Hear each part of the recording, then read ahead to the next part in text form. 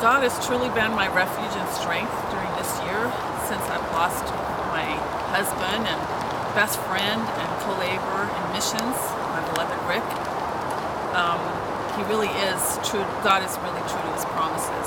And I just wanted to tell you a story of something that's happened this year. The truth is, I have tons of stories to tell, but I'm choosing just this one. It really left me in awe.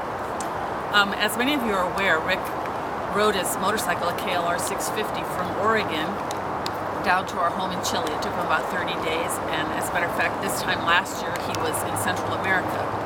When he crossed the border into Chile, the bike was given a 90-day visa. Basically, in Chile, you're not allowed to import used motorcycles, so he had to bring it in temporarily. And by the time that 90 days had expired, Rick was already in heaven. So when I got out of the hospital, I had to go into the customs office in Talcahuano and get another extension of 90 days, which they very graciously gave me, no problem. However, when that 90 days, when 6 months is up, the norm is that you would take the motorcycle out of the country over to Argentina and then bring it back in. However, there was no way to do that. For one, I was not able to do it, but the other main reason was that the bike was in Rick's name, so there's no way to take it out of the country. And we were working on shipping it out in a container, and one of the first hurdles was they didn't want to give that additional time, so they were saying, you know, at the end of, in middle of May, it's over. It's not allowed to be in the country any longer, but the ship wasn't going to go until July. Well, through a lot of hoops that we had to jump through, the Lord did help us, and we got 60 more days, which gave us to the middle of July. The ship was leaving in early July. I was already back in LA, and this man, Gabriel, who is from one of the Assembly of God churches and was just helping a ton, he calls me and says that when they took the container to the port and the customs wanted to open it and double check the motorcycle, they started to throw up roadblocks. And the first was, they said, well, this motorcycle can't be shipped because it's in Richard Ellis's name and Laurel Ellis is the one shipping it. And they're in Chile, they do not recognize, at that point they hadn't recognized that I was his wife. Legally, they're in Chile. They didn't recognize the will. So in other words, it's like one person's trying to ship out somebody else's motorcycle. Then the second roadblock was that in February, when I went in after getting out of the hospital, I wasn't going to be physically in the country. And so I had to leave the bike in safekeeping of another person. And they're saying, well, you haven't given a power of attorney to that other person to ship it out. And then the third one was that they said that the VIN numbers didn't coincide.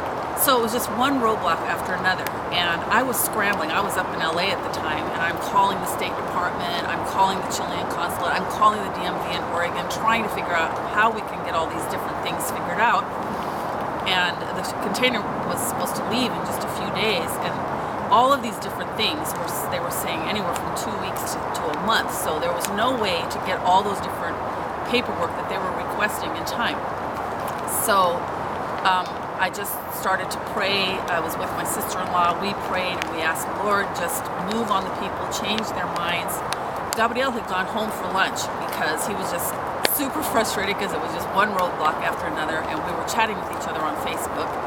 And I just felt in my heart to say to him, Gabriel, you remember the story of Martha and when Jesus spoke to her and said, if you believe, you will see the glory of God? And I said, that wasn't just a miracle of healing, it was a miracle of resurrection. In other words, it had gone from bad to worse. He was sick, then he died, but God did a miracle of resurrection. And I said to Gabriel, go back to the port this afternoon after you finish lunch. Go back in the power of the Lord. When Gabriel went back to the port, the container had been sealed. They put a special seal, government seal on it. The seal was there already. The customs seal from Chile was on the container. The paperwork had all been signed off, and Gabriel was in total shock because he had left and nothing was going to happen. And he said the customs officials were so frustrated and so angry with him. He said, me quieren matar, which means they want to kill me. Not literally, but they were just super frustrated. It almost sounded like some kind of Old Testament story of when the enemies of the Lord were thwarted and God came through and they were frustrated.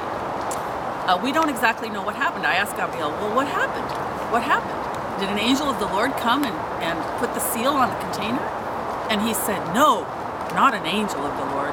the Lord himself came down and sealed the container. And then he added, and it was to tell you this, Laurel, I am in control. You are not alone. That was just so beautiful. And truthfully, this whole year, I have felt that God is in control. I'm not alone. He's taking me step by step, and I'm so thankful for that. That was such an incredible miracle that, in the morning, nothing. It was just going from bad to worse. He goes home for lunch, comes back in the afternoon, and it's completely solved. We don't really know the answer to the question. Someday we might know, but all we know is God did a miracle. And that container arrived in Seattle in early August. Everything was fine, and the boys got it off the container, and Daniel, our second son, rode it off into the sunset. He's been riding it ever since. So to God be the glory. That's just one of a jillion stories I could tell you. He is amazing. God is amazing.